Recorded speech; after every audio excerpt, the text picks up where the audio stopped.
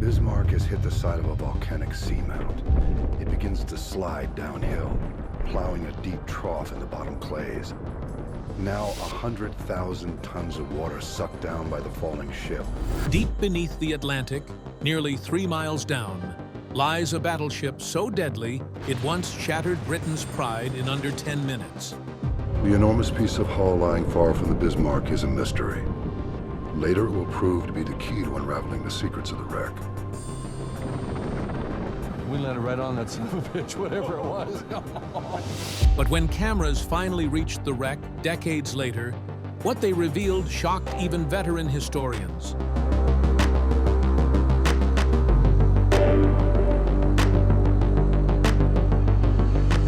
It's just unbelievable. It's just unbelievable. Have you ever seen it? No, not live. Shells still in place, teak still clinging to steel, and one eerie survivor clinging to driftwood. This isn't just the story of a sunken ship. It's a riddle carved into metal, and what they found will leave you speechless. The making of Bismarck. To understand what shocked experts about the wreck footage, you first need to know what the Bismarck was built to survive. This wasn't just any battleship. In the tense years before World War II, Germany wanted to prove its power at sea. Tubby himself ordered. They had her. And at the center of that ambition stood one ship, the Bismarck. Laid down in 1936 and launched in 1939, she was a fortress afloat, designed to dominate the Atlantic. The Bismarck, considered by most naval experts to be the most perfectly equipped fighting ship in the world, was spotted leaving the Norwegian port of Bergen for the high seas. At more than 820 feet long and weighing over 50,000 tons fully loaded, she ranked among the largest and most dangerous warships of her time. Her mix of speed, size, and firepower terrified the Allies. Capable of over 30 knots, she could outrun most threats and chase convoys with ease. Her armor made her harder to defeat, 320 millimeters thick along the sides, with turrets plated in over 14 inches of steel. To sink her seemed almost impossible. What made her truly fearsome, though, were her guns. The Bismarck carried 8 15-inch cannons, each able to fire a shell heavier than a car, smashing through armor from miles away. To the Nazi regime, she was more than a warship. She was a symbol of German engineering and naval dominance. Her very existence sent a warning that Germany would challenge Britain's command of the seas. Yet for all her power, she carried the weight of expectation as much as steel. When she finally sailed into combat in 1941, she carried the hopes of the entire German Navy. But what the drone footage would reveal 80 years later is that even this perfectly engineered war machine had a fatal weakness no one anticipated. Wreck that wouldn't stay silent. When Robert Ballard's cameras first reached the Bismarck in 1989, the images that came back left naval experts speechless. Nearly 3 miles down, the legendary battleship sat upright on the sea floor. It came out here and to the right. See where this fair lead is to the right? That was underwater. The ship was listed over to this side. But what they saw defied everything they thought they knew about her final battle. Nearly 3 miles down, in a place no sunlight reaches, the German battleship sat upright in the mud, her silhouette unmistakable. The first images were striking. The bow rose from the seabed like a massive wall, while the stern had snapped off and landed separately, twisted by the force of impact. Her heavy gun turrets, each weighing over 1,000 tons, had ripped free during the descent and now lay scattered around the wreck like toppled monuments. The ship's superstructure was shattered, but the armored heart of Bismarck remained largely intact, raising questions historians had long argued over. If British shells had truly torn the ship apart, why had so much of her hull survived? Later expeditions in the 2000s using M1R submersibles and advanced drones, gave clearer answers. High-definition footage revealed shell strikes, torpedo scars, and buckled steel. What emerged was a more complicated picture, a mix of battle damage and the crushing stresses of her final plunge. What startled researchers most was how well preserved the wreck is. You get a fantastic perspective on these wrecks that you don't get flying around them in a sub. You really are. The frigid, oxygen-poor water has slowed decay to a crawl. Wooden planks of teak still cling to the decks, while faded paint remains on the armored hull.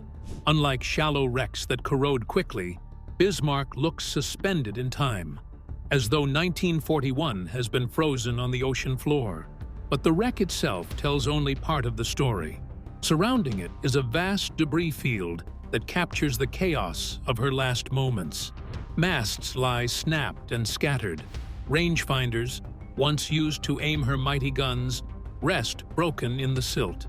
Smaller gun mounts are twisted, ripped from their housings as the ship collapsed under water pressure.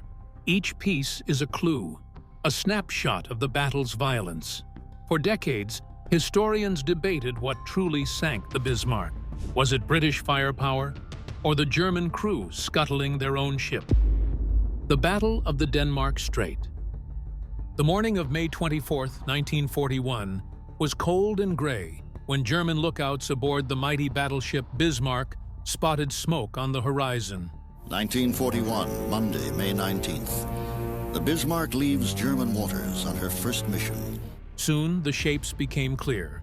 HMS Hood, the Royal Navy's most feared warship, and the newly commissioned battleship HMS Prince of Wales. Admiral Lutyens hesitated to fire, but Captain Lindemann refused to wait. "I will not let my ship be shot out from under me," he reportedly said, demanding permission to strike back. Moments later, the battle erupted. Hood fired first, mistakenly targeting the cruiser Prinz Eugen. The Prince of Wales aimed directly at Bismarck, sending heavy shells across the sea. For minutes, the clash was brutal, steel against steel. Then the Germans found their mark. Bismarck's gunners locked onto Hood, and a shell slammed through her deck into the ammunition magazines. Penetrated an ammunition magazine aft at the back of the ship. This then detonated, and there was a chain explosion all the way through the ship that tore Hood apart. The result was catastrophic. Hood exploded in a towering fireball, breaking apart and sinking in under 10 minutes. Out of more than 1,400 men, only 3 survived. Britain's pride was gone in moments. For Germany, it was a triumph. For Britain, it was a disaster that demanded revenge. London issued orders immediately. Bismarck must be hunted down and destroyed at any cost. But victory had come at a price. Prince of Wales had landed several hits on Bismarck, and 2 were far more serious than anyone realized. As the Hood was sinking, the Prince of Wales was wounded and under heavy bombardment. Fighting back desperately, its gun crew scored a critical hit on Bismarck. Shells tore into the bow, flooding compartments and damaging fuel tanks. The great ship began bleeding oil into the Atlantic, leaving a dark trail across the waves. Her range was cut, her mobility threatened. Bismarck could no longer vanish into open waters. Instead, she was marked for pursuit. These holes in her bow would prove far more significant than anyone understood at the time. What seemed like damage that could be managed actually set the stage for her downfall. Decades later, when drone cameras scanned the wreck at the bottom of the Atlantic, they traced the exact path of this battle damage. What they revealed was stunning. The very hits from Prince of Wales that forced Bismarck to slow were still visible, preserved in steel. The footage showed how this damage weakened her defenses and rewrote the story of how the unsinkable battleship met her end. Grave beneath the waves. Today, far below the surface of the Atlantic, almost 470 miles west of Brest in France, lies the wreck of the battleship Bismarck. It rests upright on the seabed, nearly 16,000 feet deep. In this cold, lightless world, the warship is both a relic and a grave. More than 2,000 German sailors went down with her in May 1941, and the site is now protected as a war grave. Because of this, expeditions to the Bismarck carry strict rules. Divers cannot reach such depths. The pressure would crush them instantly. But even if they could, disturbing the wreck would cross both legal and moral lines. For that reason, modern teams rely on remotely operated vehicles, or ROVs. These drones use cameras, sonar, and sensitive thrusters to hover with care. They are built not to scrape the steel, not to stir the seabed, and never to intrude into the ship's dark corridors. Their orders are simple: observe and respect. The choice of a drone is more than practical. It is the only safe way to explore. Under powerful spotlights, for the first time since May 1941, human eyes directly gaze on Bismarck's decks. Every move was planned with precision. No touching, no removal of objects, no crossing into forbidden spaces. And before we reveal what those scans showed, you need to understand why this discovery was so difficult to make. Relentless hunt. The Royal Navy's hunt for Bismarck began within hours of Hood's destruction. Churchill himself gave the famous order: "Sink the Bismarck." Warships surged from every corner of the Atlantic. 6 battleships, 2 aircraft carriers, 13 cruisers, and over 20 destroyers joined the chase. For the British public, Bismarck was no longer just a ship. She was a symbol of terror that had to be destroyed. For Bismarck's commander, the mission was now survival, reaching France for repairs and finding safety under German air cover. But the wounds from the Prince of Wales followed her every mile. Oil leaked across the ocean, leaving a black trail for British planes and ships to track. Prince Eugen, her partner, was ordered to slip away and raid convoys, leaving Bismarck alone. The hunt grew desperate and chaotic. From the carrier Victorious, the British launched old swordfish biplanes, fragile and slow, but armed with torpedoes. The attack nearly ended in disaster.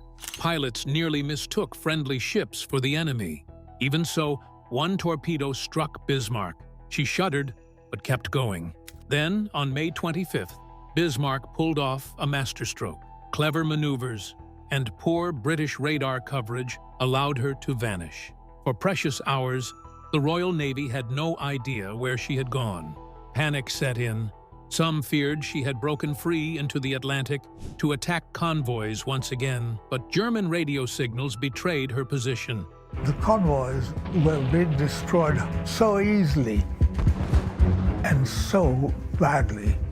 And Allied codebreakers closed the net. By May 26th, time was running out.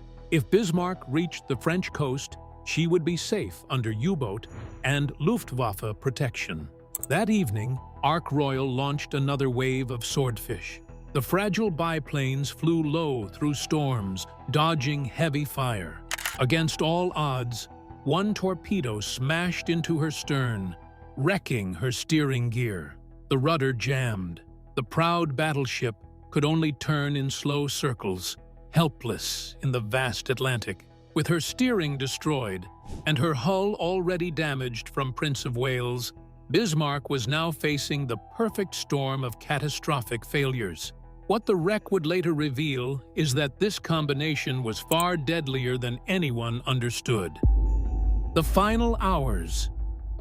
The German battleship Bismarck, once the terror of the Atlantic, was crippled and turning helplessly in circles. Her rudder jammed beyond repair. Admiral Lutyens sent his final message: "We will fight to the last shell." Admiral Gunther Lutyens. He's considered by his contemporaries to be the ablest, most logical and shrewd admiral in the German Navy. Long live the Führer. On board, morale sank, but the crew braced for the end. Out of the morning haze, 2 British battleships, HMS King George and HMS Rodney, moved in, backed by cruisers and destroyers. At 8 a.m., the final duel began. Rodney opened fire with her giant 16-inch guns. Bismarck fired back with her forward turrets, even landing a salvo close enough to straddle Rodney. But her advantage slipped quickly. British shells tore into her superstructure. One hit the bridge, likely killing Admiral Lutyens and Captain Lindemann. Another destroyed her forward turrets, leaving her nearly powerless. Hour by hour, the punishment grew worse. Flames ripped across her decks. Her guns fell silent. Her once proud silhouette reduced to a burning ruin. Yet Bismarck refused to sink. Even as shells and torpedoes battered her, she floated stubbornly. To finish the job, the British launched torpedoes from battleships and destroyers, smashing her hull again and again. Bismarck has been seriously damaged. Its rudders smashed by a swordfish torpedo bomber. Below decks, German engineers fought desperately to keep systems alive, while others worked on scuttling orders, opening valves, setting charges, doing whatever they could to ensure the ship wouldn't fall into enemy hands. The order to abandon ship spread amid the chaos. Sailors threw themselves into the freezing Atlantic, clinging to wreckage as their ship listed heavily. After more than an hour of punishment, Bismarck finally slid beneath the waves, swallowed by the ocean. Out of more than 2,200 men, only around 115 were pulled from the water. For Britain, the sinking was vengeance, a victory that avenged Hood and showed the world the Royal Navy's resolve. For the German survivors, it was a bitter defeat, but also pride that their ship had not been taken intact. Both sides claimed victory in their own way, the British for their firepower, the Germans for denying capture. But which version was true? For nearly 50 years, this remained one of naval history's greatest mysteries. Then, in 1989, cameras reached the wreck, and what they found challenged both accounts. Who sank the Bismarck? Few questions in naval history spark as much argument as the final moments of the Bismarck. Was she destroyed by British firepower, or did her own crew scuttle her to prevent capture? The Royal Navy's account is clear. Endless shelling and torpedoes left the battleship doomed. For Britain, her sinking proved the strength of their guns and their will. But German survivors told a different story. They swore scuttling orders were given, valves opened, charges set, and the ship deliberately sent to the bottom. Both versions sound convincing, and for decades, each side defended its truth. That left the wreck itself as the silent witness. Early dives in the 1980s showed heavy damage, but the details were murky. Each expert seemed to see what they expected. Then technology advanced. Modern millimeter-scale scans from deep-sea drones revealed the ship's wounds in staggering detail, almost like a forensic case laid out in steel. The scans showed ruptures along the hull with different signatures. Some caved inward, clear signs of shells and torpedoes slamming through from outside. Others bent outward, metal peeled away, as if forces inside the ship had pushed violently against the hull. Each dent, each torn plate, each twisted beam told part of the story. And when experts pieced it together, the truth was more complex than anyone imagined. The stern offered the clearest evidence. Torpedoes had definitely smashed into that area, leaving jagged holes forced inward. But next to them were sections of steel bowed outward, as though pressure from within tore through the plating. Was this seawater surging into already weakened compartments, or explosive charges planted by German scuttling teams? Even today, engineers argue over the answer. Reading the wreck is like reading handwriting carved into metal. The direction of a fracture, the curl of a rivet, the way plates folded back. Each feature carries meaning. Some match external punishment from British guns. Others whisper of deliberate destruction from the inside. Survivor testimony only deepens the puzzle. Many remembered the rain of shells that left the decks a slaughterhouse. Yet they also recalled hearing the order to open sea valves and prepare demolition charges. Could both be true? The flooding truth. When underwater drones swept slowly along Bismarck's hull, something unsettling emerged. The damage wasn't scattered at random. Instead, when the scans were pieced together, experts saw a clear sequence. Each rupture seemed to trigger the next, like dominoes falling. This wasn't the story of one lucky torpedo or a single devastating shell. It was something more brutal: progressive flooding. Progressive flooding happens when one compartment fills with water, then spills into the next, and then the next, until stability collapses completely. The scans show this may have been Bismarck's true end. Not an instant kill, but a slow chain reaction, where every failure fed the next. The stern reveals the harshest truth. Older expeditions showed it had broken away, but the new digital mapping shows why. The stress there was far greater than any single torpedo could explain. Water rushed in. The structure bent under the pressure, and then it tore free. Torpedoes likely opened the wound, but flooding and the sheer force of the sea finished the job. Engineers looking at the fracture lines called it terminal loads, stresses that only appear in the final moments of a ship's life. This unsettles even seasoned historians. For decades, the debate was framed as Britain's guns versus Germany's scuttling charges. But if the wreck itself tells of compounded stresses, battle damage feeding into catastrophic flooding, it means neither side's version is the full story. Bismarck may have been undone not by one decision or one hit, but by the terrifying mix of external punishment and her own structural limits. And that realization spreads beyond one ship. If Bismarck, with her legendary armor and reputation as nearly unsinkable, could fall to progressive flooding, then the whole idea of watertight compartments looks less secure. Once the process begins, the collapse isn't steady. It's exponential. No captain can see it coming in time. No damage control crew can stop it once it starts. This revelation didn't just solve the Bismarck mystery. It forced naval architects to reconsider the safety of every warship ever built. War grave or museum. For all the high-tech sonar scans and drone footage, the wreck of the Bismarck is more than just an engineering puzzle. It is also a war grave. Over 2,000 men went down with the battleship, and for those who survived, the memory of that day never faded. When a few were later invited on expeditions, they saw their ship again, this time through the eye of a submersible camera. What they felt was not pride or curiosity, but grief. One survivor fell silent as the camera passed over the very deck where he had once stood as a young man.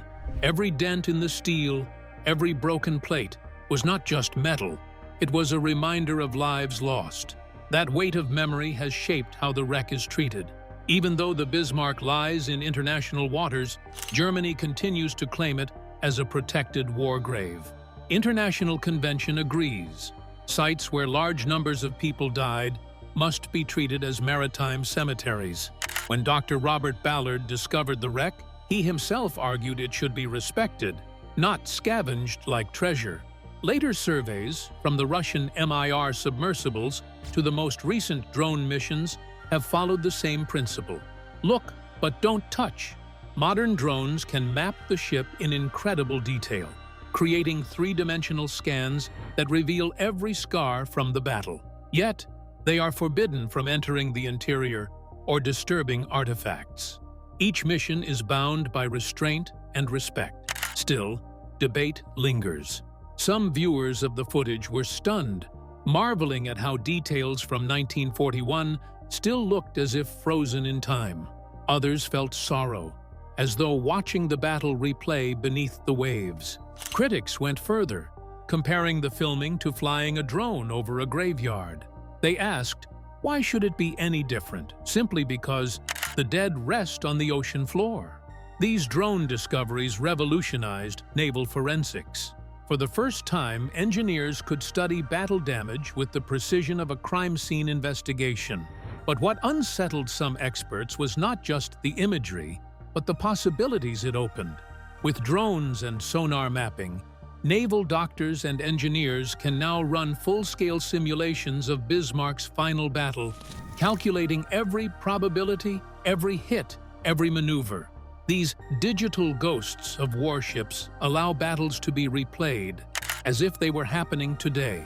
In the past, warships only improved after real battles showed their weaknesses. Engineers would study the damage, learn what went wrong, and design stronger ships for the future. But that process costs lives, resources, and sometimes whole fleets. Now, with drones, sonar, and advanced simulations, things are very different. Doctors of engineering and naval science can use predictive upgrades.